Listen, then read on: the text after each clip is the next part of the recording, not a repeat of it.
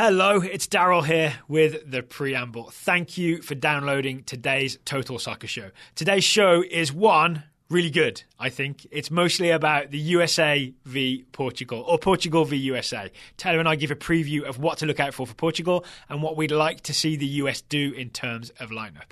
Today's show is also, sponsored by SeatGeek. SeatGeek have made buying tickets for sports and concerts easier than ever. With the SeatGeek app, you can buy and sell tickets with 2 taps on your phone. Remember that number for later. You can also get $20 off your first SeatGeek purchase. You download the app, you click the settings tab, you click add promo code, and you enter TSS, and you'll get a $20 rebate on your first SeatGeek purchase. The link will be in the show notes. Thank you to SeatGeek for sponsoring today's episode. We also talk World Cup playoffs on today's episode. All over the world, there were World Cup playoffs and final group stage games. We don't talk US women's national team versus Canada for one very good reason, which is that the game had not yet kicked off when we started recording and we can't see into the future. All right, I hope you enjoy the show.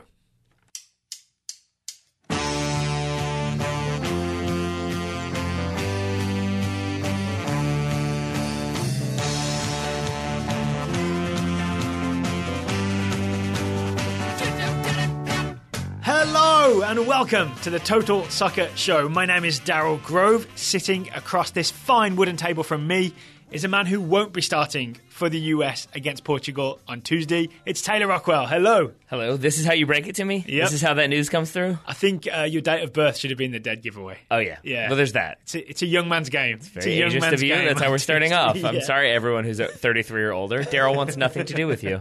Well, I can't play for England either because Gareth Southgate also having his own sort of youth revolution. Oh, so I see. So that it's if you can't play, no one else can play. Yeah. Now I see what's happening. That's fair, okay. right? Mm-hmm. Sure. If we can't have papes, no one has papes. Sure.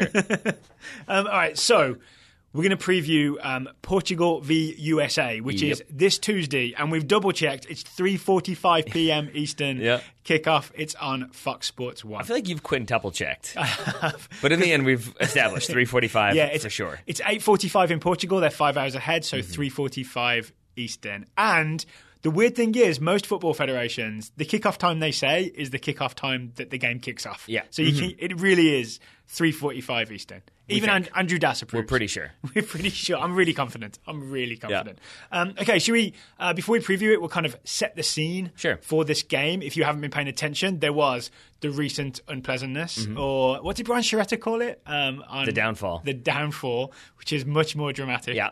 The downfall means we're not going to the World Cup. It's kind of a refresh for the US roster. Lots of young names that we're excited about.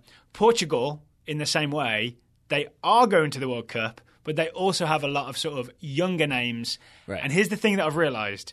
These guys are going to be playing for a spot on the World Cup roster. You didn't realize that before? Well, I kind of just thought, it's Portugal's B-ish team. Maybe we've got a chance. But what I didn't realise is guys like Bruma are sort of like, this is my chance. I want to go to the World Cup. Yeah. I'm going to impress against this makeshift United States team. I'm going to beat up on some teenagers. Yeah, and it's the same thing as when like a club has already won their respective league, but then they're still alive in the Champions League. So in those final few games of the season, they like play all of their youngsters, and everyone is like, oh, they're not going to be nearly as good because it's all their youngsters. Except it's all the guys who are trying to prove, see, I deserve to start in the Bundesliga or the Premier League. In this situation, you've got a lot of guys who are kind of making their case for why they should start over maybe some of the more established names in Portugal. All right, so it's not about winning the game, right? I heard a Dave Sarachan interview where he essentially said it's about giving guys opportunities, it's about getting guys some national team experience, but we still should give our listeners a preview of what we're up against with this Portugal team. So we won't go too deep because there's no points on the line, but it's nice to know who you're playing against, right? Yes. So we should say like no Ronaldo, no Nani, those sort of guys are not on the roster. Who are the names that stick out to you as, players that we should be aware of and maybe even a little bit worried about? Sure. Well, first of all, I'll say it's also difficult because we don't know who's going to play in this game because it is a Portugal team where they're experimenting. So they've already had one game, right? They played a friendly late last week because they got 2 friendlies. Yep. They beat Saudi Arabia 3-0 and looked very good doing so. Right. So we might see like 11 changes from that game. They made a lot of changes at halftime or right around halftime. So with all that said, I believe. I would say the player that, they had some at halftime. Oh, So yeah, I would say the player who started that game, who I think is probably the one I'd most like to see involved in this game, is Bernardo Silva. Bernardo Silva of Manchester City fame. Formerly of Monaco fame. But just for what he's capable of doing, he started on the right side in the 4-4-2 as a right-sided midfielder. Linked up play was very problem-causing for Saudi Arabia just because of his movement and ball play. Ironically got the MLS assist on the second goal. Yeah. We've seen Bernardo Silva before, right? He is impossible to get the ball off of. He can dribble in a circle with the outside of his foot, and you think you're going to get him, and then he's gone. He can dribble. He's got a really clever eye for a pass. I agree. I'm terrified of him.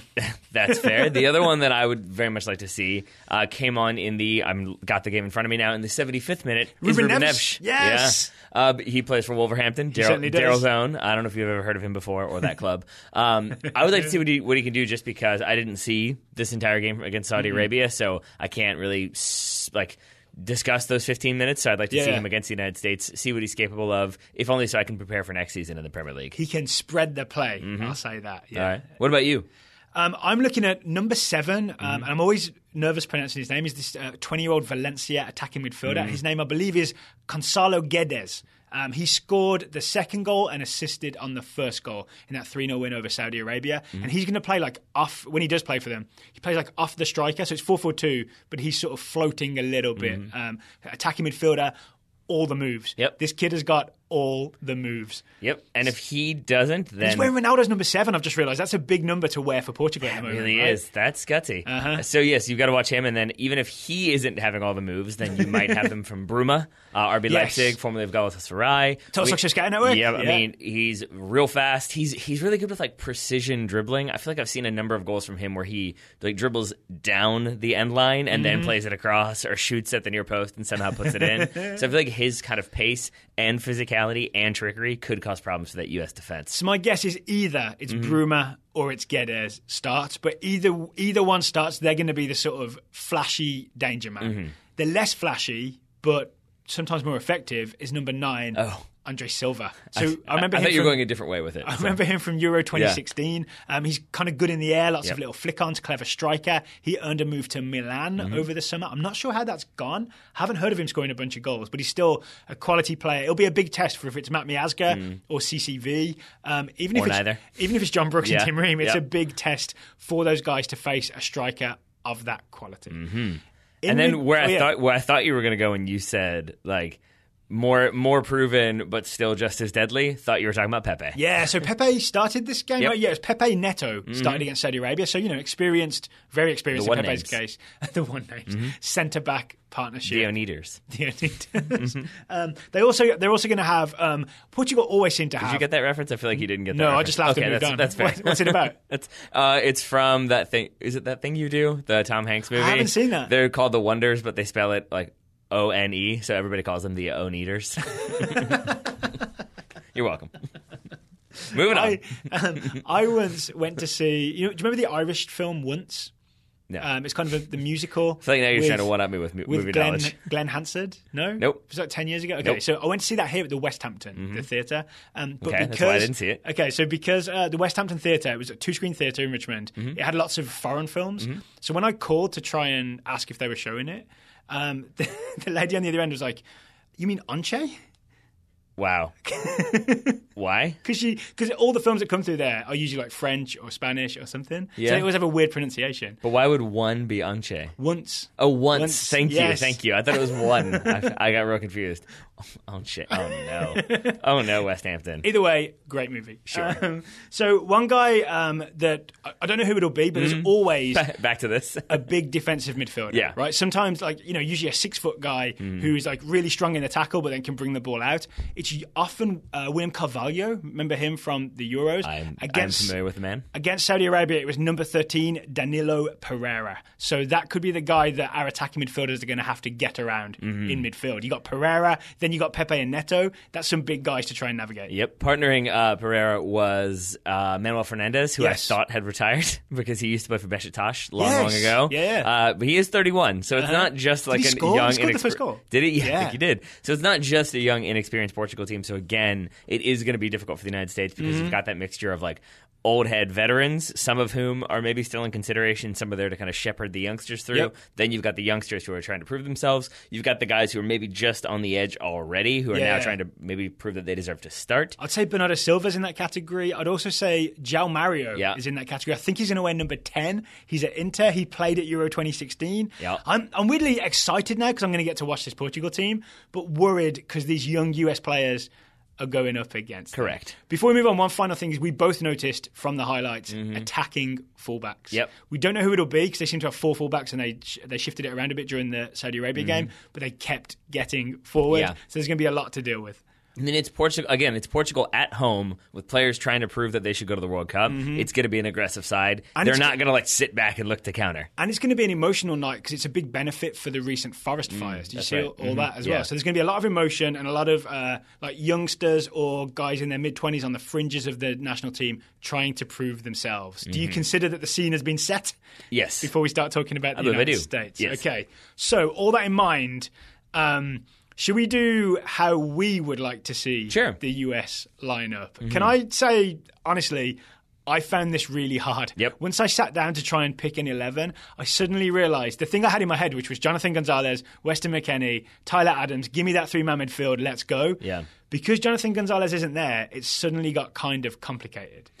I think it also gets kind of complicated because you look at the other attackers who are there and the way this... I mean, if you go with the way it's listed with people as forwards, it makes it a little bit harder to see that 4-3-3. So then, to me, it looks more And also like, the fact that I'm not sure if that's Sarakin's formation. That's the thing we don't know is what Sarakin's going to do, right? No, we don't. My guess is that if I were picking his team, which I have done, and then I picked my team, it looks radically different because I think... 4-1-3-2? I think he goes 4-2-3-1. I think he's going to go far more conservative. He's going to want 2 holding midfielders in there. Yeah. He's going to hope to contain Portugal, maybe get a few chances, but it's going to be more about kind of limiting their opportunities. Because again, I don't think this is an audition for him. I don't see this being a Bob Bradley situation where we beat Portugal 1-0. Maybe we give Dave Sarakin the chance. I think maybe that means he gets to be the interim manager until the end of the World Cup. Yeah. And then we see who's available. Okay, so if we set out the goals then, for me the goal is to give these young guys, whether it's like Tyler Adams, Weston McKennie, Matt Miazga, getting, either their first or one of their few tastes of international soccer, you set them up to play against Portugal and not get beaten up. Yeah. Right? So if you did go out there with a kind of open formation with, say, one defensive midfielder and a bunch of attackers ahead of them, Portugal will tear you apart, right? Just like Love, Portugal will tear you apart. So I think the idea... Joy Division this week.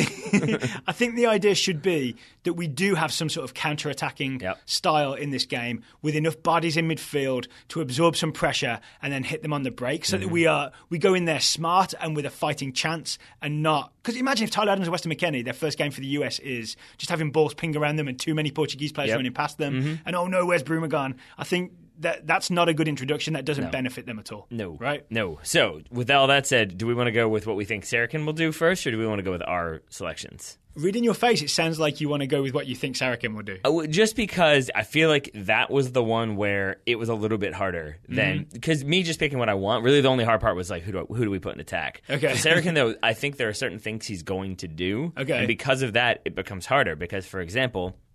I think we're going to see Alejandro Bedoya. Yeah, with the armband. And I think there's a decent chance he captains, right? Yeah. So then if you look at where he's been playing, I guess you could put him as a more attacking midfield position, but really it seems like for Philly this season, he's been one of the 2 sort of deep lying midfielders, so almost like a number 8 for Philly. Yeah, it's exactly what he's been. So then if you put him in that spot, I don't know who you partner him with because then you need a number 6. That's not really Weston McKennie's gig. That's more Jonathan Gonzalez, who's not there. Yeah. So then I think it's either Danny Williams or Kellen Acosta. And I wouldn't be surprised to see Sarakin go with some of that more familiar stuff. This is the stuff I did. Once you start thinking, well, Bedoya's probably almost definitely going to start because of armband. Probably Danny Williams has to start because he's the only pure defensive midfielder, right? Because McKennie and Adams are a bit more like part of a 2-man, more advanced midfielder, a central midfield. Suddenly you run out of spots for these teenagers that we want to see. Unless you're trying to harden your heart so that you can't be hurt again, in which case you look at Sarakin and who he has more familiarity with, and it's Kellen Acosta. So then I could see him starting Kellen Acosta on Alejandro Bedoya, maybe with Tyler Adams ahead of them, maybe. The one thing I would argue with you on is I think if it's a 4-2-3-1, it's more likely that Alejandro Bedoya is in the attacking 3 band. Why? Because that's what he's always done for the United States. Do you remember when he did play defensive midfielder once against Brazil and everybody laughed at Jurgen Klinsmann because Willian destroyed Alejandro Bedoya? Right. That's why... But I'm not saying he'd be number 6. I'm saying he'd be number 8, which is what he does for Philly. But if it's 2 defensive midfielders, then it's 2 number 6s, essentially. You know what I'm saying? Yeah. Yeah, Yeah. but I could easily see it as a number 6 and a number 8 there. So we shall see. That's the thing is I just like I'm with you, but I also don't think Bedoya has it in him to be like that number 10. Right. At least not for this US. Hear me out on this then. There's not that many wingers on this roster. Okay. Right? You've got Lyndon Gooch can play wide. You've got Kellen Rowe can play wide. Which, by the way, is who I think he'll go with. And then you've got maybe Dom Dwyer could do it in a pinch, but it wouldn't be anyone's first choice. So, in my opinion, that means that Alejandro Bedoya is probably going to play wide because you've got so many other central midfielders. It's possible. It's definitely possible, and that does make sense. This is where you get into the difficulty of but this is where he usually plays, but he might play there, but he hasn't looked good there. Maybe he goes out there, so then, you can kind of run yourself ragged trying to figure it out, and that's where I'm happy I'm not in Dave Sarakin's shoes. Right, that said, if I were me doing it, I would feel far more confident with what I'm doing. I'm going to stop arguing with what you think Dave Sarakin's going to do then. I'll let you complete your team. So you've got Acosta and Bedoya as your 2 midfielders. Basically, and then it's Lyndon Gooch, Kellen Rowe, and then I have Tyler Adams. It could be maybe Juan Agudelo playing as the number 10 with Dom Dwyer ahead of them. And then a back 4 of Jorge Villafana, Tim Ream, John Brooks, DeAndre Yedlin, and then I think Bill Hamid in goal. It might be Ethan Horvath, though. Okay, I think that Dave Sarakin is going to go with more like maybe a Williams-Acosta 2-man midfield, and then maybe Gooch, Bedoya, Rowe, 4-2-3, and then a 1 of maybe Dom Dwyer or So you've got Gooch as your number 10 in that situation? No, Bedoya is the 10. Oh, so he's central. Okay, so he's not I think wide. so. Gotcha. Okay. Yeah, but what I would do is this. Wait, why was I hearing you about him being a wide midfielder then? Because that's where I would put it. Okay, I see. I'm with you now. Okay. That's where I want to put Alejandro Bedoya. Okay, interesting. Here's an interesting thing. So you went Adams over McKennie, right? So one of the things that could happen is if Dave Sarakin's been a bit more conservative with starting teenagers, then I would bet that McKennie gets the start before Adams. See, I would think so too. Because he's older. Because he's played against higher quality of opposition because he's played in the Bundesliga. I would say he's more ready to face Portugal, at least on paper. We may have seen in practice Adams running rings around everybody. But we've seen Adams in a more advanced position for New York this season and in the playoffs as kind of at times, almost that free-floating number 10 where it's we want you involved in the attack, but we also want you getting back and helping out a defense. Well, that's more like he plays right wing back with license to roam. I mean, in this situation, I could see him doing that centrally, and then I feel again, that plays into, is that more his game or is that more McKennie's game? And because I've seen him do that, I could see Dave Sarakin saying, well, let's keep him where he's a little bit comfortable. The other thing is, Dave Sarakin was asked on Extra Time Radio, will Tyler Adams play in this game? And he kind of talked in a big circle and then eventually said he'll get some minutes. And that's what made me think, oh no, Tyler Adams isn't going to start. And I'm a little worried about that. So I think I think you're the one who mentioned that it could be Agudelo as a number 10, and that wouldn't surprise me. Yeah, because he's played just a little deeper off a striker before as well, so that could also happen. Yeah. So then I guess what all that gets me to is I'd rather just go with what I would like to see. Yes, because it is sort of also, we can't second guess Dave Sarakin because we don't really have much of a experience or track record of knowing what he does, right? And in a way, it doesn't matter. Is the thing that is again sort of frustrating about this game is that he's not. At best, he's going to be an interim manager for a little bit of time. More than likely is that this is the only game he's in charge. So it sort of is there's no point in looking at it afterwards and being but maybe if he'd done this or this or this, because it's not sort of evaluating where we're going to be going from here. It's sort of... Evaluating talent is what it's more about. Yeah, and so then in that mind, it's sort of, in my mind, then it's then I want to see the people I want to see. And so that's what I've done, is sort of try to put it in a way that I can see people where I want to see them. Let's start with goalkeeper then, because we haven't really talked about it. I look at it's Horvath, Hamid, and Gonzalez. Yeah. And I think it's quite hard to choose between them because they're all in odd moments, right? I agree. Horvath is dropped by Bruges, as you talked about with Brian Chiretta. Hamid just made a move to Midtjylland in Denmark, but hasn't played much for DC recently because he was kind of sitting out because of that move. And then Gonzalez has been playing for Dallas but hasn't been brilliant. And Dallas also haven't played for a little while because they didn't make the playoffs. Right. My guess is that it will be Ethan Horvath and maybe Bill Hamid coming in at halftime. I think really, and it's a toss-up for me. I think I would have given the edge to Bill Hamid because of he's made the move, he's pressing himself. We want to reward, or pressuring himself. We want to reward him for that. Except that Horvath has at least been doing it more recently, whereas Bill Hamid, for a number of reasons, didn't get that much playing time. So to throw him back in there, maybe you wait till the second half and see how things are going, and therefore Ethan Horvath, and maybe you look at it as an opportunity to sort of remind Bruges, no, he's pretty good. He's starting for the U.S. national team against Portugal. I think that's the one. I think part of this, picking this team to face Portugal, one, it's about giving the team a chance to succeed and not get beaten up on. Two, it's about getting people like Adams' experience. But 3, it's about building confidence of players who maybe are struggling, right? Yeah. So Horvath dropped by Bruges. It would be great to like get him to start a game. Maybe he has a great game and saves a bunch of goals from Portugal and goes back to Bruges with his reputation and his confidence slightly reinforced. So I'd start him for that reason. I agree with that. And then I think for those who either missed our kind of roster reaction show or just haven't heard us talk about it, I think we're both kind of ruling out Jesse Gonzalez from starting. He may well start, but we're not including him because the consensus seems to be it would have been Zach Steffen. He's still in the playoffs, so in comes Jesse Gonzalez. That makes him sort of the 4th choice. I tend to buy into that theory, so I'm thinking he's there as sort of like, hey, rough season, but you're on the up and up, and thanks for choosing us. Yeah. Enjoy your trip to Portugal. See you in January. Yeah. All right, so back 4. No. Oh, no. I do not have a back 4. I just assumed. Nope. I made an ass of you, but of me, but not you. I'm thinking in terms of getting people, again, this is completely what I would like to see, but like it is sort of goes away from what I think is going to happen because I do think Alejandro Bedoya is going to start. I don't have him in here. I have but it tell as me what you want. Tim Ream, John Brooks, and Matt Miazga as my 3 center backs. Wow. Yeah. All right. So back 3. Because it gives you the sort of John Brooks returning to the U.S. national team after lengthy injury. Tim Ream is similar to Alejandro Bedoya in the way he's been talked about as the sort of veteran who's there to help people kind of shepherd them along. I feel like so maybe you start him for experience, John Brooks for experience, plus he's returning, and then I want to see Matt Miazga play. Basically, I'd like to see CCV there. That was more difficult than I thought it would be. The only downside to that is there's only one sub at that point, right? So you can really only afford one injury to your back 3. All right, but I'm down with it. Okay, so I feel like once you pick a back 3, it kind of unlocks the rest of the team to be all kinds of anything. So I'm really excited to hear what you've done after your back 3. Yeah, it gets a little crazy. Okay, let's go. Sure. Oh, you want me to keep going then? I mean, so then I still keep Villafana and Yedlin as my kind of left and right wing backs. Okay. I know you're not a huge fan of DeAndre Yedlin there, but, whatever. I mean, I'd be willing to look again since we've seen the improvements in DeAndre Yedlin's game.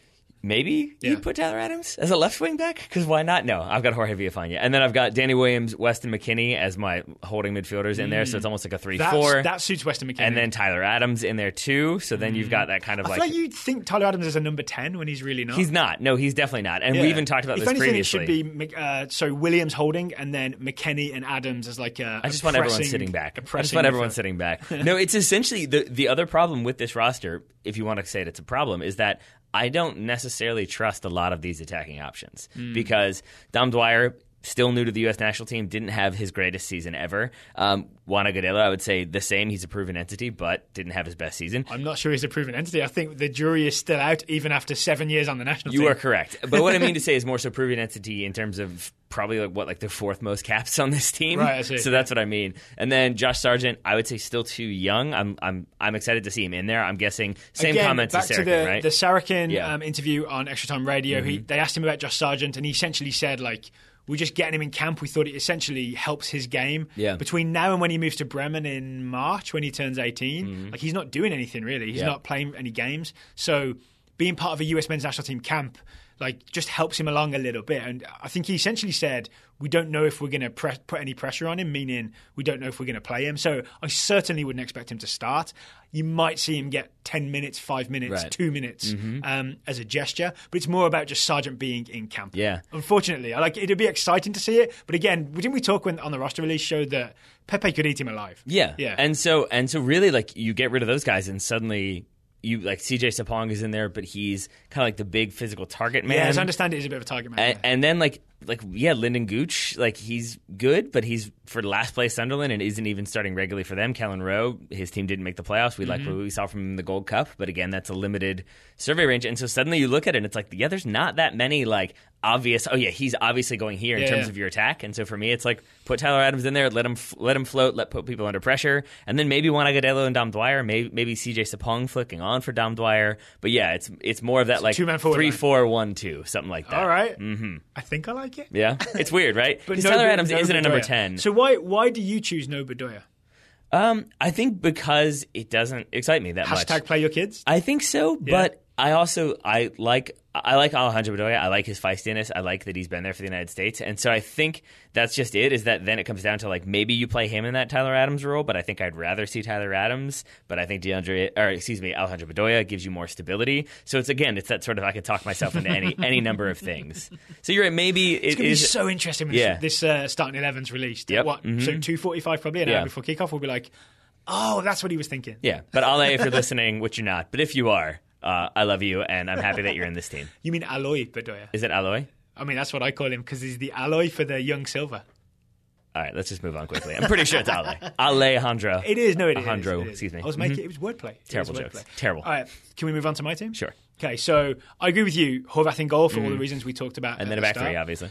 I've gone back four. Yeah. I've gone DeAndre Yedlin right back. Yep. Centre-back pairing of Matt Miazga and John Brooks. Right foot on the right, left foot on the left. Experience in one of them, in John Brooks. Inexperience in Matt Miazga. I'm Whatever, fine. man, whopping 2 caps in there, I think, for Matt Miazga. And a goal, right? Yeah. I'm fine if John Brooks is Tim 3 Ream. caps, excuse me. I'm fine if John Brooks is Tim Ream instead. But I like that balance of sort of guy finding his way and guy who's done it before, right? My left back is Jorge Villafana. Yep. I kind of have some doubts about him, especially after the Trinidad game where he did not close down that cross, right? I know Omar Gonzalez gets his name on the score sheet in the way he didn't want, and a lot of people remember that, but Villafana should have blocked that cross. It was not good defending. I think that's one of the flaws in his game, right? So good luck against Bernardo Silva or Villafana, right? Okay. My formation ahead of that is, I'm going to call it a 4-1-4-1. Okay? So the defensive midfielder ahead of that back four is Danny Williams. Yep. So we know that he's into a tackle. Danny Williams will hold a position. I've watched him do it for Huddersfield a couple times this year. He's very good at just sort of holding the spot and getting back and being there in a Kyle Beckerman-ish kind of way, right? Yep. So Danny Williams is my number 6. He's the one in the 4-1-4-1. My 2 central midfielders ahead of him, can you guess? I think I can guess. Tyler Adams and Weston McKennie. It is. So yes. you put Bedoya on the right. There it is. That's right. That's right. Tyler Adams and Weston McKennie. I like the idea of these 2 teenagers going out there, getting their first cap, but then having the security of Danny Williams behind them. It means Adams and McKennie can go chase, can go close down. McKennie loves to just get to a ball first, even when it looks impossible, but to have this security behind them of Danny Williams. So, but if you were going to go with traditional numbers there, would you say Weston McKennie is the number 8? It's a 6 and 2 8s. Danny Williams is the 6. Adams and McKennie. I was just trying to trick you into saying that Tyler Adams is number 10 as well. That's all. Just trying to box you into a very specific corner. My right mid is Alejandro Bedoya. Yeah. My left mid is Lyndon Gooch. Yep. They both offer you hard work and positional discipline. They'll be getting back. When we have to get back into what's essentially the 4-1-4 defensive shape, they will both be able to do it. Bedoya will pass and move and find space and move the ball on quickly. He'll set an example. Lyndon Gooch will be fast because he's very good at being fast. Yeah. He'll be aggressive. He's a little muscly dude, right? He'll be aggressive and run at people. He's not a bag of tricks, right? He's not a bag of tricks in the way that Guedes is for Portugal, but that's why they're Portugal and we're the USA. Yes. But it'll offer you hard work and, really hold that down on the left midfield. Centre forward, I've gone Juan Agudelo. I feel like if there's a moment for him to shine and to suddenly stand up and be, I'm the man, this is it. He has a record of doing so in completely meaningless friendlies. So, especially following World Cups that didn't go exactly as we would have liked. Yeah. I would be... Because that's when he made his cap, right? It was South Africa that was all the youngsters. Assisted by Mix Discarud. With Gal Agbosumonde in there too. Yep. Mm-hmm. Those were the days. Sure.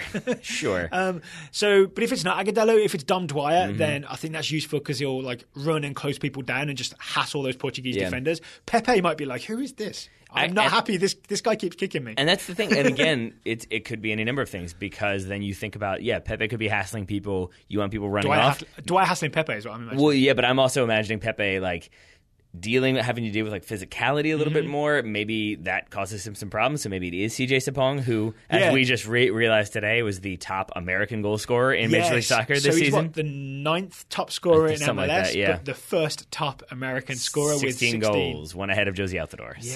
Yeah. So maybe he gets in there. It just, again, I think that's one where we haven't watched too many Philadelphia Union games. Yeah. So I don't have the level of knowledge I would like to say, he's going to do this, he's going to do that. I could, but I would be banking it up. And then on my team, you get numbers back when you need to. You press when you need to. You go after the ball.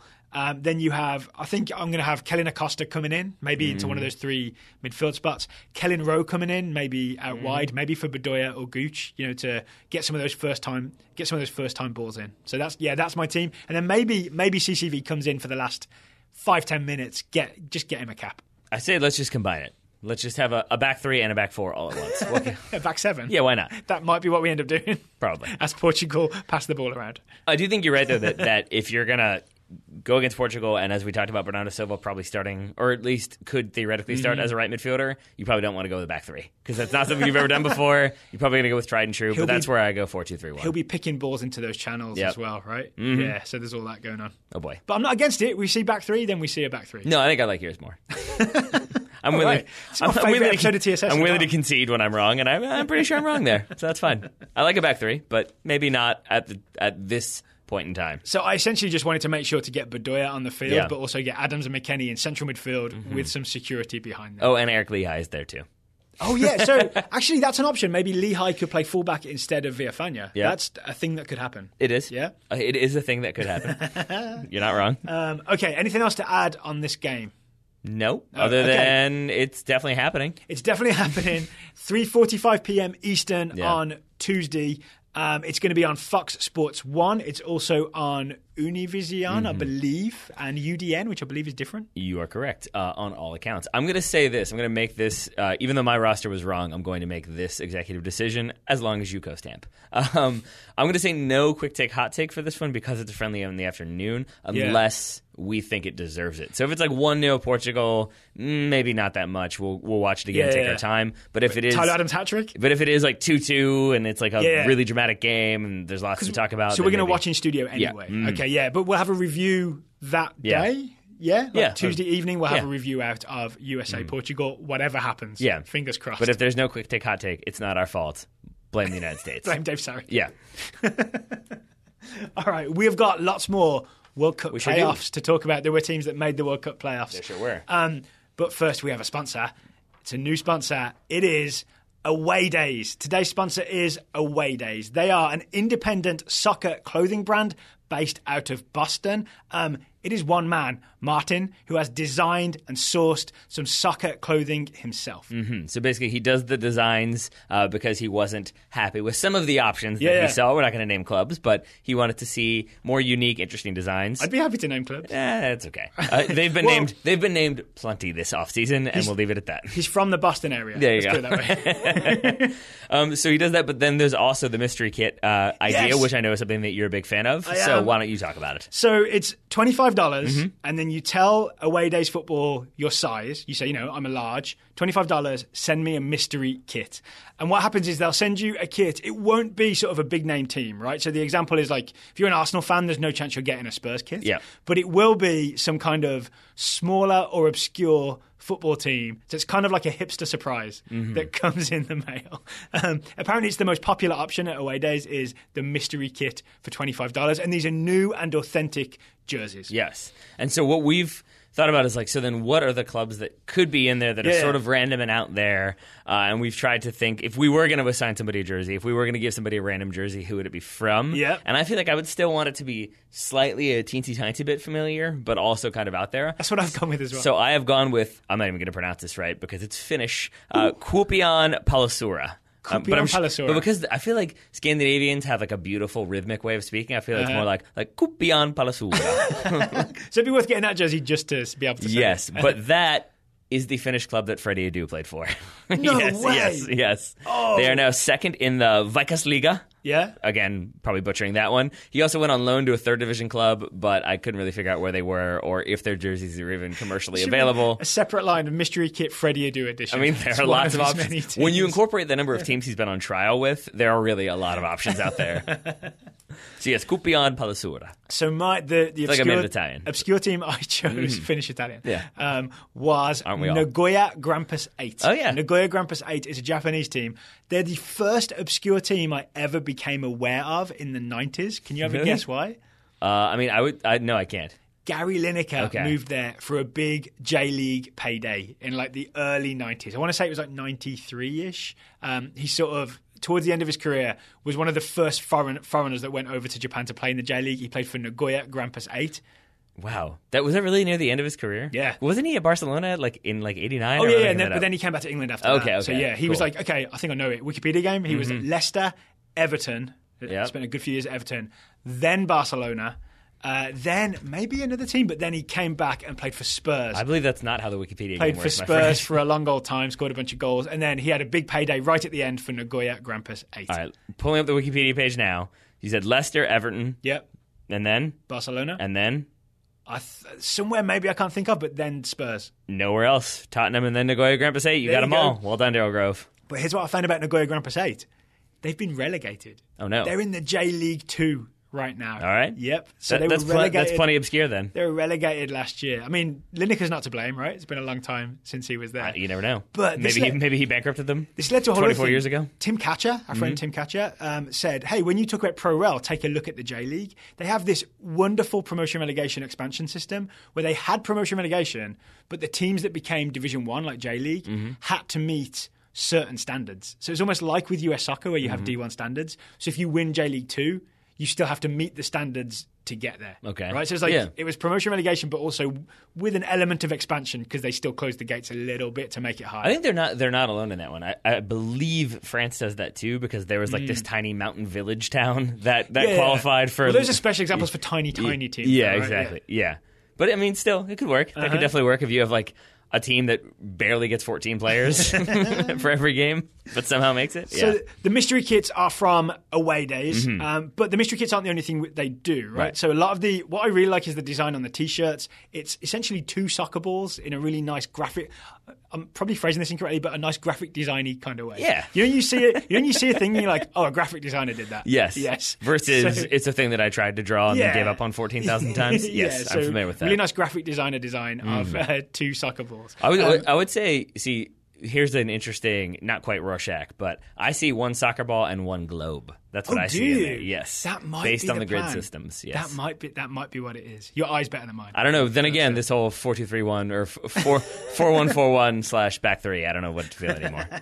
So the website, the URL is awaydaysfootball.com. The link will be in the show notes. And it wouldn't be a TSS ad unless there was a discount code. This is true. The discount code is TSS for 15% off anything you find at awaydaysfootball.com. TSS for 15% off. Fingers crossed for a Nagoya Grampus 8. Whatever, man. If you don't want Kupian Palasura, then I don't know what's wrong with you. Okay, so it's worth clarifying one more time that we have no idea what the mystery jerseys are or where they come from. That's kind of the point, right? It's the fun of you pay the $25 and then you just sit back and you see what comes and you know it's going to be pleasantly obscure. Yeah, I mean, I forgot that the movie was called Once and not One. So I'm just saying, I feel like the amount we talked about Nagoya Grampus 8 and my random finish team, that people might think those are the 2 random jerseys they're getting. Just felt the need to clarify that one. Yes. Okay, so if the US had made the playoffs, they would have been in World Cup playoffs over the last few days. I'm sad again. Sorry to bring it down.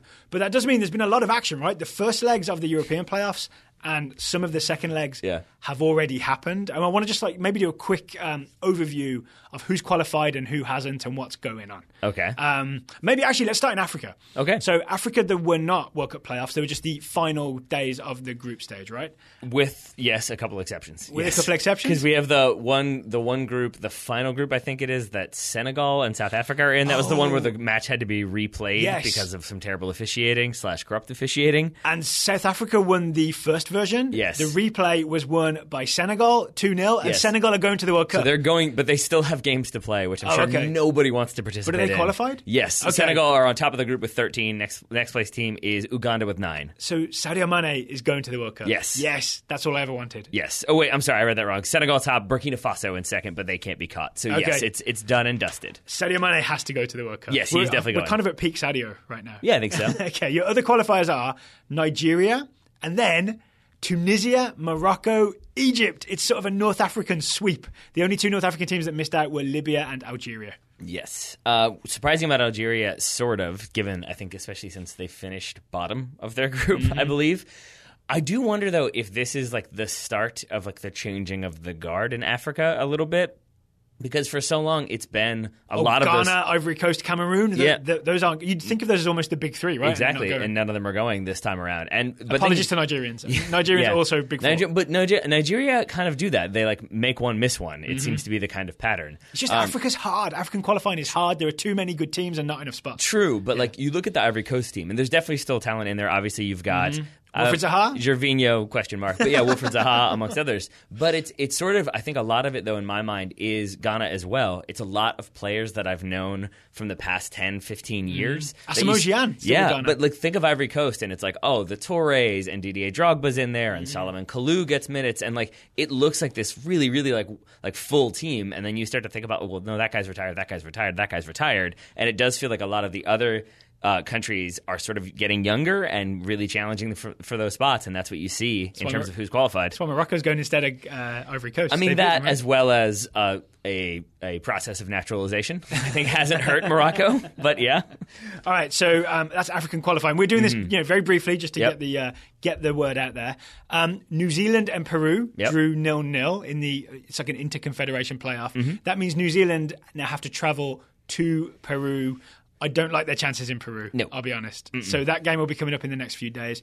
The one that we would have been in is Honduras, Australia. We would have been playing Australia. So Australia went to Honduras, got a 0-0 draw, looked the better team. I watched extended highlights of this, and it made me think we should be more aggressive when we go to Honduras. Yeah, I think so. I think I think usually when you're going to Honduras, it is a calculated maneuver of we're going to win at home, we're going to go there, we're going to get a point, we're going to get 4 points from these two match days. And usually if you do that over however many number of match days there are, that would be, 5 like international breaks. Usually that's enough to get you 4 points, 20 points is enough to qualify. Yeah. So that works. But we've got too cowardly with that stuff, I think. Absolutely. I 100% agree that I think if you start to play strategy too much, you sort of miss the forest for the trees, and or miss the trees for the forest. I forget how that one works. But either way, you start to kind of remove yourself and just think like, oh, this 1 point is important, and you don't look at all of the other things that are happening. You don't look at like, oh, but if we lose points here, then that doesn't really do enough.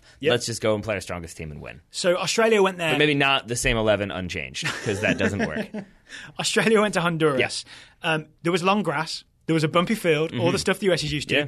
There were, I don't know if maybe I just had my volume too high on my computer, but there were vuvuzelas like banging in your ears, really loud vuvuzelas. It was all the Honduran stuff that the US players and staff complain about.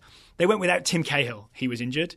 Australia did a smart thing where they put big guys up front. They had Tommy Jurich and they had a guy called Jackson Irvine, who apparently plays for Hull City as an attacking midfielder. All right. And they had Aaron Moy involved as well. And they kind of went direct-ish against Honduras, won a lot of headers, put a lot of muscle into it, got a lot of chances, and nearly won the game.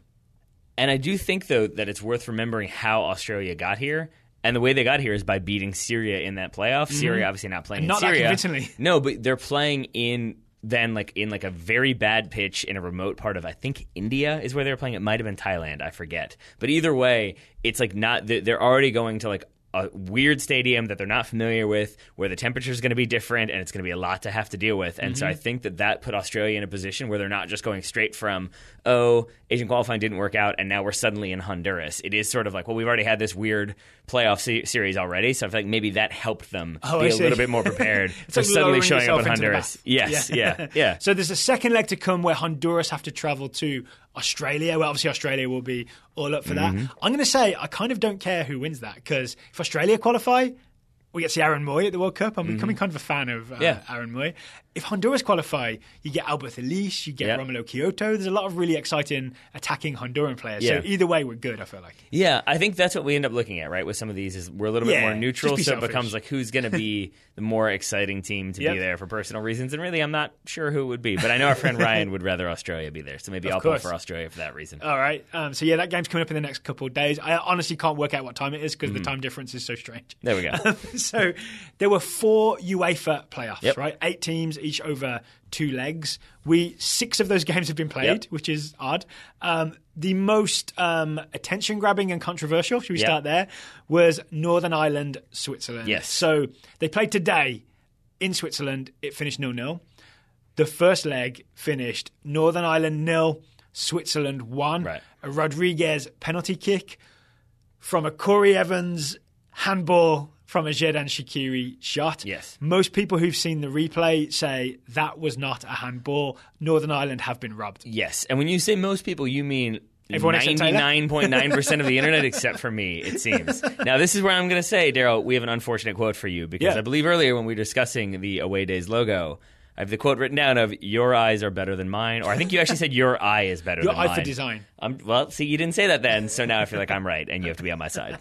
Well, talk us through it. Lawyered. So, if you haven't seen this, it's on our Facebook page, facebook.com/Total Soccer Show. Yeah. Shaqiri's shot comes at Corry Evans, and for no good reason I can think of, Corry Evans turns his back, or like starts to spin around and show his back to the ball, and most people would say that the ball hits him like in the shoulder blade or the back. Taylor genuinely thinks it hit him in the arm, right? Yeah. Like not your forearm, the upper arm. Your like upper tricep area is what I would say. In your tries. Yeah. Yep. The referee agrees with you, right? Yep. Because he obviously gave the penalty kick for handball because he thinks it hit Corry Evans in the arm. And I would say even if it does hit Corry Evans in the upper tricep, and that's an important thing, I would say his arm isn't really in an unnatural position. It's not like he's got it like way out, and that thus it is sort of like you can see that clear separation, which I think is part of the reason why it's, in my mind at least, difficult to see exactly where it hits him. Yeah. So I think even then it's kind of harsh of the referee to give that penalty, and I know we watched it. Maybe we have a reason as to why he might have thought it was a handball,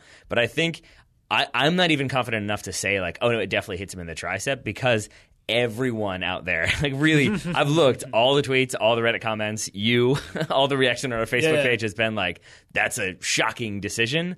I don't think it's that shocking, but I can see maybe why the referee was lured into it. Here's my take is, I'm confident that it hits him in the back and not the arm, but on first watch, I thought it hit him in the arm. It took me several rewatches to decide, oh no, that's just next to his number, that's definitely his back. Referee doesn't have that advantage. Referee gets to see it once. And when you look at where the referee is, he's like back and to the left. Oh no. Unfortunate. I've realised as I said it, I didn't mean that. But that's where he is, right? He's like diagonal from Magic the left. handball. He's diagonal to the left looking at Corry Evans and doesn't even actually see the arm, right? Because he's being blocked. So there's no way that he could have known for sure. No. Yeah, I think that's definitely part of it. I'm trying to be like, basically give the referee the benefit of the doubt of why you would think that was handball. And I know, and so if you are 100%, especially if you're from Northern Ireland, or you have, like, if you're rooting for Northern Ireland in this game, it doesn't really matter what we say, but I am still going to go with the old Alberto Totti adage of don't make the referee make the decision. Yes. Don't give him the opportunity to make the choice. Well, let's go back to where we started. Yeah. Don't turn your back on a shot. That's one of the most basic defensive things that you ever get taught. There is no reason to turn your back on a shot. Yeah, listeners, if you're wondering why Daryl just abruptly stopped talking, he does, we've talked about this before, have a proud tradition of somehow getting ink all over his hands, but you've reached a new level. Did your pen explode while you were talking? I squeezed it too hard. And then his entire hand is covered in ink, which is the thing I noticed a moment ago, and he has only just now noticed. I would say it's actually mostly on my back. There we go. But I think in that situation, like, you think about all of the clips that we've seen over the years of like a central defender like on the ground and trying to like block a shot with like literally their face or their chin or whatever they can get to try to do something to get their body between the ball and the goal. Yep. And for Corry Evans, who has time, I think, because we've watched this enough to see how he's trying to deal with it. And it's basically he's shifting over because the ball is coming across the goal. But he has time to get set and then spring back and try to block that shot. And I think he just makes the decision like, oh no, my face is pretty and I don't want to be hit by a ball, so I'm going to turn around. And then you're kind of letting the referee because you're not really going to be able to control everything the way you might like to. And I would say even you might say that if he dives in and it hits him, maybe the referee is more inclined to let that one go because, he's trying to make a play on the ball versus like, he's just jumping and maybe from the referee's vantage point has an arm out. And there's also just the fact that you're better off trying to defend it from the front. Yeah. Right? If you face the ball and make yourself big, like just puff your chest out a bit and just put yourself in front of the ball, you've got a chance at blocking it. Once you turn your back, just because of like as you're suddenly in profile, you're suddenly much narrower. You're a smaller target. Not that you're the target, but you're a smaller wall. You're easier to get around. Yeah. Right? So it's bad defending from Corry Evans. And on top of that, if you allow me to extend that, like there's a reason coaches out there. There's a reason why you're supposed to coach your kids. Obviously, at a certain age group, to challenge for 50-50 balls, to challenge for headers. And even if they don't win them, the point is you're at least applying pressure so that the person you're going up against can't just have a clean header to put it exactly where they want. If you're under pressure, it makes you be under pressure. It makes you think a little bit more. If you turn your back on a player from 5 yards away, Xherdan Shaqiri is going to think, oh, I'm going to volley this first time. That guy's not even putting me under, no problem. If you step to him, maybe he thinks, I'm going to take a touch. Or I'm not sure if I can hit this. And just that little bit of indecision can make him hit it over the bar or scuff the shot or hit it into you. Yep. But I think if you let him... If you turn, you're giving him all of the momentum to do what he wants. All right, so we're sorry, Northern Ireland fans, because Yep. I know everybody wants to be outraged about it, but Yeah. this isn't the equivalent of, like, I don't know, Thierry Henry versus Ireland. No. And I've way seen back some in the people day. try to make that argument. Yeah, it's just like, no. It's not quite the same. No, is it's it? not. Also, without getting too much into it, Corry Evans' wife, Yeah. what she tweeted is an absolute disgrace. Yeah. There is no... It's only soccer. There is no reason to overreact that much. No. Yeah? It was Fair. about the Romanian referee. Yep. We won't go into it, Yeah. but we'll say it was... We'll say no, It don't was, do that. Yeah, it was wrong and stupid and terrible and not a thing that you should ever tweet or say, even when you're angry. But then on top of that, her then apology was like, Yeah. oh, I'm sorry if people got offended. I'm sorry if not I an offended apology. anyone. Yep, yeah. I'm sorry if your feelings were hurt. Not an apology. Not an apology. Okay, so Northern Ireland are out. Mm-hmm. Northern Ireland are out. Switzerland are going to the World Cup. That they are. Not a bad thing. We get to see Xherdan Shaqiri at the World Cup. For Ricardo example. Rodriguez, the aforementioned, Yes. scored the penalty, also had a goal line clearance in this game. Yes, So, he did. He had the header off the yeah, line, right? so he's Yeah. beloved in Switzerland. All right. The only other one that's gone 2 legs so far is Croatia, Greece. You got it. But this was over after the first leg because the first leg, which I think Croatia hosted, finished 4-1 to Croatia. You are correct on all accounts. And it was looking bad for Greece after 10 minutes when their goalkeeper, Karnezis, miscontrols a back pass. The Yep. ball is loose. Then Kalinic is in on it. And so Karnezis goes with a full off-the-ground slide tackle to try and win the ball back. Is lucky not to be sent off.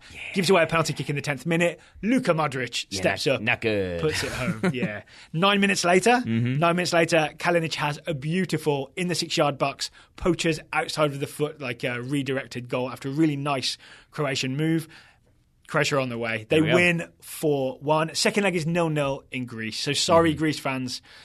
We know some Greek fans. We do. Sorry, Pop. We feel bad, but Yep. Croatia looked good. Yeah, Croatia looked good. I mean, and you think about even just that starting midfield that we know is going to be there, Luka Modric and Rakitic, Rakitic. Modric, yeah. I mean, come on. Perisic on the wing. There's so Perisic, many exciting players. Yeah, I mean, there's plenty of people in there. We could keep I'm going. excited about Yeah. Kalinic now I've seen those goals. Yeah, I mean, as well you should be. So I think Mandzukic, your old boy. Oh, I mean, so there's lots of reasons to want Croatia there. I think You they're- mean my tall boy? Yeah, that too. Whatever, man. He got you your prediction point in the last World Cup. I think that's what really matters. By being a tall boy. Again, this goes back to like we have friends who were really pulling for Greeks and for Greece. Yeah.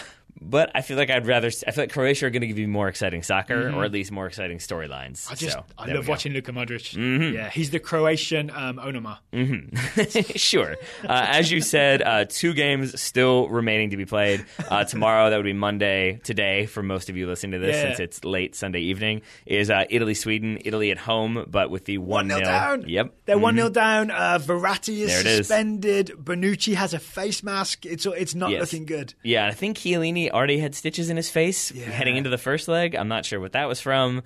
There's lots of question marks around Italy, and it is sort of the brutal nature of European qualifying as well, that like Italy happened to get drawn into a group with, I believe, Spain, and so whoever finishes second there, suddenly you're in a playoff, even if it's like you finish second. I think they did. It was like Spain had something like 29 points, Spain and then bumped Italy it. had like 27, and the next team had like 12. Like it was real far. But I'll be watching that game tomorrow Yep. for the drama. I believe it's at the San Siro, so it's going to be a big crowd, and it seems nervous. Obviously, Yeah. right? Italy nervous because they expect to make the World Cup. Yep. The other game Tuesday. is Ireland versus Denmark. I knew that. You did. So we tried to watch. You have the piece of paper to your right. You've forgotten that. We tried to watch. Denmark Ireland, And you want to try to in claim the that it hit office. his back. You can't even find your piece of paper. Denmark Ireland was not a good game as No. soccer. And I think I kind of blame Ireland because they're away from home and they seem to put a lot of people behind the ball. But if you're Martin O'Neill, that's Yep. a successful trip, right? And I want to take a moment to say, Pione Sisto, you're being scouted by Ryan Marzak. He's done a great job. He's tried to follow you. reward that man. He had a I'm not going to say wide open, but it's basically a ball that spills. He's running onto it from about like 12 yards out. It's a little bit of an angle, but he absolutely should finish it. Instead, he puts it just wide. And that 1-0 at home, that's a big, big deal heading away to Ireland. Because 0-0 away, when you've got the it's a good away result for goal. Ireland. Yeah, because 1 goal for Ireland, and suddenly Denmark really got to go for it. Otherwise, they're in trouble. So that second leg's worth watching as well. Ireland hosting Denmark. I lived in Ireland for a little while, and I kind of got to be a fan of the Irish national team, but I want Christian Eriksen at the World Cup. Also, if Ireland don't make it, I've got a sneaky pick as Martin O'Neill for next US men's national team manager. That's a good shout. He could put an organised team together. I think so. I'm not sure how pretty it would be, but it would qualify for the World Cup. I think it would. And I really, when you first said that, I think you threw it out there as sort of like, Martin O'Neill? Like, as a joke. And it was like, no, that actually makes sense. Yeah. That makes a lot of sense. He's like Sam Allardyce without the controversy. Yeah. That is a really good way to put that.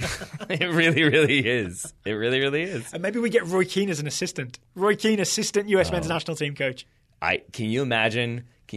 Go back to that Trinidad game for a second, and the players not wanting to cross the puddles at the Trinidad field, and Roy Keane being like, "Are you kidding me? He would I will slide murder tackle all them of you into the puddles and roll them through them." I think he would like physically pick up Christian Pulisic and throw him across. Like, who else wants some? I'm in. If he could catch him. But you can go for Denmark for Christian Eriksen. I am going for Ireland because I will never get tired of hearing them sing "Low Lie the Fields of Athenry." That is wonderful to hear by like 40,000 people over and over and over again. Oh, and a happy thing I saw, Copenhagen police said Irish fans are welcome back here anytime. I mean, you can't go wrong. Think how much, like, you and I are no longer in a position where we need like daily content to post to various websites, but Ireland really are the gift that keeps on giving when they go to major tournaments. Yes. Think of all of the stuff from Euros about Ireland fans doing amazing things. Yep. It's good to have them around. Yes. All right. But Denmark also, good luck, guys. Christian Eriksen? Yeah. So we have scouting reports we sure do. to get to. But first, today's show is sponsored by SeatGeek, the fine people at SeatGeek. They've made buying tickets to sports and concerts far less complicated than it used to be. Guess how many taps on my phone I can buy and sell a ticket with, Taylor? 74. It's 2. You should know by now. I should. The answer is 2. 2 taps on your phone. 74 also wouldn't be worth bragging about. I'm pretty sure. 2 taps on your phone to buy or sell tickets. Yep. So we have the SeatGeek app. You had a scroll through. I did. What event have you picked out for us today? Well, college basketball has returned. UVA VCU on November 17th. I was looking at that. There are tickets available. They're not cheap. Are we speaking American here? Where is that hosted? Is that hosted at VCU? At VCU, at the Senegal Center. Yes. So that would be very exciting to see. In-state rivals. There are tickets because that's I assume a big game.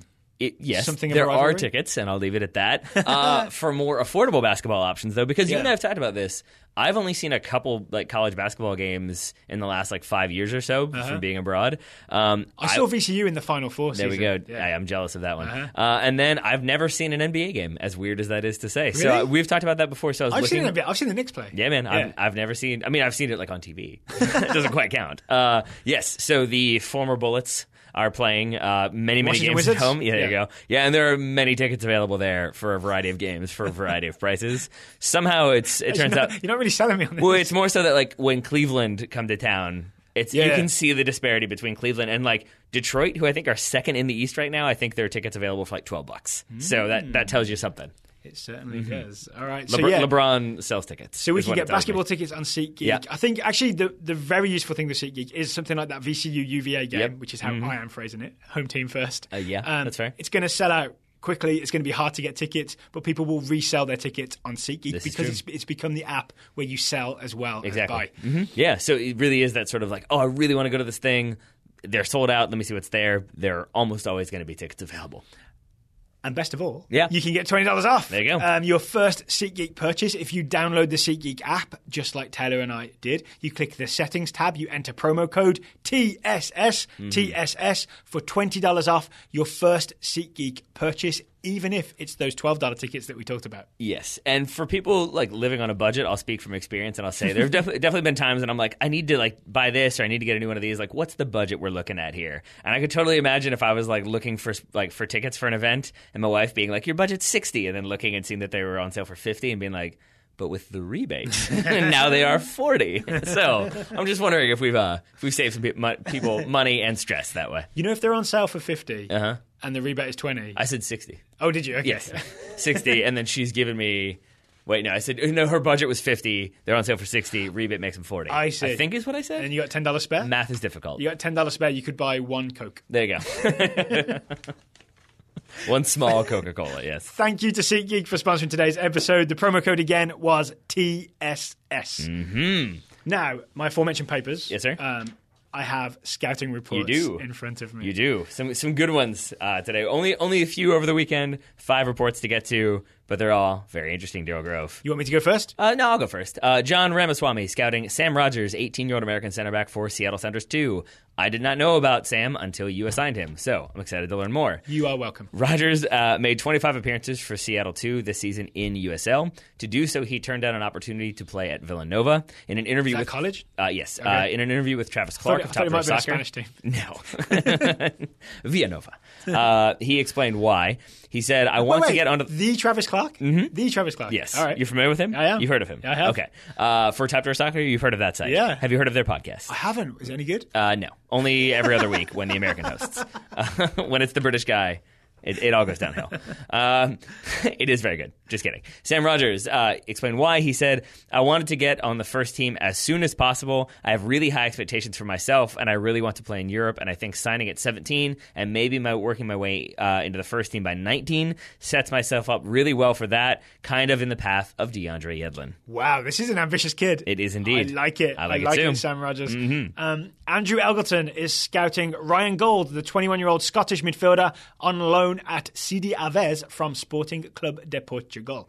Andrew says, after a series of weird experiences last season, Ryan Gauld was sent on loan to Deportivo Aves. It is really Desportivo, I promise. Oh, Desportivo. I looked it up because I was like, is this a typo? It's Desportivo. Portuguese team, I assume, yep. right? Mm-hmm. So far, says Andrew, Ryan has started one game where he got a goal, started the next game and was subbed off after 7 minutes for injury, and then was out for a while.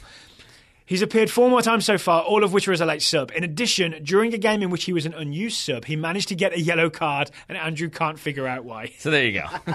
Interesting times for Ryan Gauld. Yes. Joey Morang scouting Ethan Ampadu, 17-year-old Welsh centre-back / central midfielder for Chelsea. Do you know about this kid? I do now. This is the kid that was on the bench instead of David Luiz, infamously. Is that what's in the Things are only looking up for Ampadu. Ethan made his Wales debut coming on and looking lively in the 52nd minute of an eventual 2-0 loss to France. He looked so good, however, it's expected he'll get more minutes this Tuesday against Panama. That's another friendly. At club level, Ethan made his Chelsea debut against Everton in the Carabao Cup and played so well that Conte put him on the bench against Manchester United rather than David Luiz. Oh, right. I'm glad that was in the scout report. Echoes in this room for some reason. Thank you, Joey. Katie Sutton is scouting Katie Cousins, the 21-year-old American midfielder at Tennessee. Katie Cousins and the Tennessee Vols advanced to the second round of the tournament with a 2-0 win over Murray State. Cousins played a defence-focused game as she was tasked with controlling Mia Watford, one of Murray State's most potent scorers. She held Watford to just one shot and controlled the midfield before being subbed off in the 76th.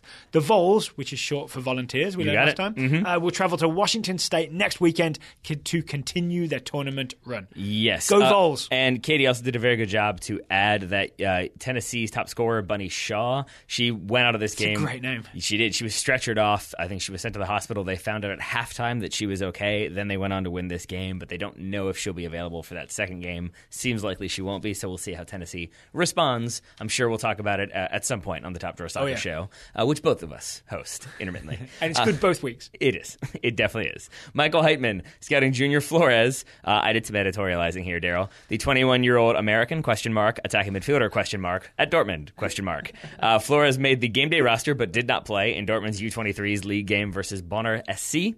It's the first roster he has made since May. He hasn't played in a league game since April of 2016. League would be for the U23s. And has not started a game since September of 2015. 2015? Yep. He's healthy now, so Michael hopes he gets a chance to play so we can finally figure out who he is and maybe draw interest from another team where he will actually play. I salute Michael Heitman's patience scouting Junior Flores. Yeah. Even when, the reason I put the question mark next to the American is because I believe he's eligible for Honduras, maybe? Or is it El Salvador? El Salvador, there it is. It's El Salvador. It's El Salvador, and he has indicated a willingness to play for them, and it's kind of gone back and forth. So we don't even know where he's going to play, we don't know what position he's going to play, and we don't know what club he's going to play for in the long term. But he's only 21. Indeed. I'm saying he ends up in MLS. Sure. Yeah. All right. Thank you to John, Andrew, Joey, Katie, and Michael for today's scouting reports. If you'd like to join the Scouting Network, it's totalsoccershow.com/join. Many people have joined lately. I have many scouting assignments to make. And if people wanted to join or learn more about the Scouting Network, Daryl, where might they find like a link to that Scouting Network? totalsoccershow.com/join. And in the today's show notes. In today's show notes. Get it together. It'll be in both places. Speaking of MLS, did you see the Brad Friedel news? I did. What do you make of it? Brad Friedel is now New England Revolution head coach. Okay, here's my genuine answer, and it's not meant to be a cop-out. I do not know. Because I don't think I know enough. I think that's the correct take. But it's not a good take for a podcast. It is not. So I will say it seems surprising to me. All right. I know some people out there thought it was a good hire, that he's going to bring a lot of like respect to that club. Like he himself is very well respected, so I think a lot of players will be willing to play for him. Mm-hmm. But in terms of his experience, he doesn't have much. He manages the U19s, was it? And I'm not sure how long that even he did that. So it feels like they only play so often, and then he also had his Fox Sports contract as well. Yes, and I guess there's a part of me that feels like this could go well, and there's a part of me that feels like this could be Gary Neville, where it's a guy who we're like, oh, he's interesting when he does his commentary, he's got some good stuff to say when he does color. I could see him maybe getting into coaching, and suddenly he's thrust into a head coaching job with a team that's going to be kind of problematic for him, and I could see that being problematic in the long run. I do know that he genuinely has his licenses. Yeah. Right? He has all the badges. Like, as in he's done the work and done all the practice and done all the coaching courses. So it's not as if he's just like, I played for the US, I know what I'm doing, I'll just manage this team, right? I think Brad Friedel is very serious about doing this.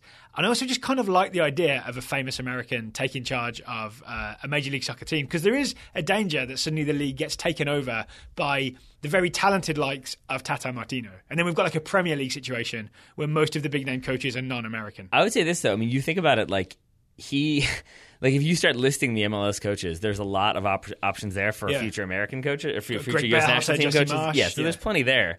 I would also say, I mean, it's been like since I'm looking at his Wikipedia now, 97 is the last time he played an MLS game. So it's not like he was one of the ones who like left MLS, went to Europe, came back and played like 3 more seasons, a la Casey Keller. Yeah. It's been a while since he was involved in Major League Soccer. That's true. And I just mean that like league is different since 1997. That's mostly Playoffs are different. You got a lot of more stuff to have to worry about. I mean, I agree with that. It's been 20 years? No, 10 years? I'm not very good with it. Yeah, 20 years since he played in Major League Soccer. Yeah. But that's mostly because he was so good. We are so good at math. he was so good and had such longevity that he just played. I think he played in the Premier League for 100 years. That is correct, looking at it, yes. So you're absolutely right. What I just mean more so is like he's not even in a position where it's like, oh, but he's been there for like a championship run and he knows like a recent championship run or like a deep U.S. Open Cup run. He knows how grueling MLS can be and he's like had all that experience with it. So you can understand how then he could kind of adapt that to a coaching role. I'm going to guess he's connected though. I guess he knows some people within Major League Soccer. It's not as if he's going to be like... You think? The analyst for Fox Soccer? Exactly, right? Yeah. And it's not as if he's going to be like Ruud Gullit, where he's dropped into it. It's just like, I don't know. This is true. Can I just sign some players? Yeah. Just make sure you don't put any players... like remove them from first class and put them in coach. That seems to have been strike number 1 for Ruud Gullit. So I kind of just want to support this move and like hope for the best for the New England Revolution and Brad Friedel next season, because then we can add Brad Friedel to the list of really good coaches, right? So it's more just like I want it to work out. That doesn't mean it will. I think that's it, though, is that like there's just like there's a bad smell coming from the Revolution. Like it's just they don't have a great reputation right now, and so I think if this were a club, luckily if you're in downtown Boston, you can't smell it from there. This is true. But I think if it were a club, say an FC Dallas that has like I gotcha. But if you have a club that's like got a proven track record of like they know what they're doing, they're developing young players, they've got the soccer specific stadium, all this stuff is going for them. They must know what they're doing when they appoint Brad Friedel. Right. I'll give him a pass. Whereas New England, there are so many things going on right now, publicly and privately, as well as off-seasonly, because they haven't made the playoffs. Did you say off-seasonly? I sure did. I had like the LYs to 2 of them. I felt like they need to carry it through for repetition's sake. Yeah, exactly. So I think that's also part of it. Is just that like I like Brad Friedel because I'm a U.S. soccer fan, but I want to give him the benefit of the doubt. But I think because it's New England right now, the way they are, I'm less inclined to do so. How about this? If you're Cody Cropper young American keeper. You're probably in goal pretty pleased. for New England. Are you? Or are you terrified that you're going to get some very specific criticisms from your head coach? That is probably also true. It does feel like he could just like, you know what, I'm going to show you how it's done. Just step aside for this game. Player coach. I'll coach from here. Yep. All right, so we'll have all eyes on New England next year, and we'll be watching their players for the US, maybe. Agudelo, Kellen Rowe, suiting up for the US against Portugal on Tuesday. See how I brought it full circle? The game is 3:45 Eastern. It's on Fox Sports 1. We'll be back Tuesday night with our review. Taylor Rockwell, until then, thank you for taking the time to talk to me today. Right back at you, buddy. Brad Friedel, we love you. Hope you do well. Listeners, thank you for listening, and we'll talk to you again after the game in Portugal.